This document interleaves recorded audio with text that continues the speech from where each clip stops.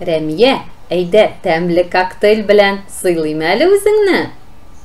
Сәлам, дусларым. Бүген мин сезгә Мактанчык ат дигән әкият сөйләргә телим. Яшәгәндәй булгандай Сабир исемле ат. Ул башка атлар арасында үзенең җитезлеге белән аерылып торган. Төрле ярышларда аны уздыручылар табылмаган. Шуңа да аның танышлары Сабирга сыкланып, кызыгып караганнар, кечерәкләре аңа охшарга тырышканнар. Тора-бара моның белән Сабир масая да башлаган. Сабирның Захит исемле энесе бар икән. Ул да абыйсы кебек чемпион булырга хыялланган. Аның өчен көн сайын тырышып шөгыльләнгән. Ул Сабирдан айырмалы буларак бик тыйнак ат булган. Атлар тиздән үткәреләчәк бик зур ярышка әзерләнгәннәр. Сабирның хыялы тирә-юньдә танылу, мактауга ирешү булса, Захит үзен сынап карарга була. Энем, син барыбер мине уздыра алмаячаксың. Мин беренче булачакмын.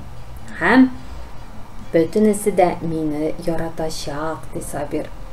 Менә дулкынландыргыч көн дә җитә. Мондый зур күләмдәге чарада Захит белән Сабир беренче тапкыр катнаша. Ярыш башлана. Бөтен атларны да артта калдырып, Сабир алга чыга. Захит та калышмый. Ул абыйсы артыннан ук икенче булып бара. Финишка якынлашканда берәү дә көтмәгән хәл килеп чыга. Сабир сөртенеп егыла. Захит беренче булып килеп җитә.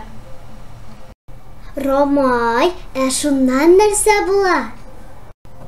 Шуның белән әкиятем тамам. Тыйнак Захит уңышка ирешә, Мактанчык Сабир әле тиз генә ярышларда катнаша алмый, табибларга дәваланырга йөри. Менә шул, дусларым, мактану хур итә, тыйнаклыкка ни җитә? Татар халык мәкале. Рәхмәт, Ромай, бик тәмле.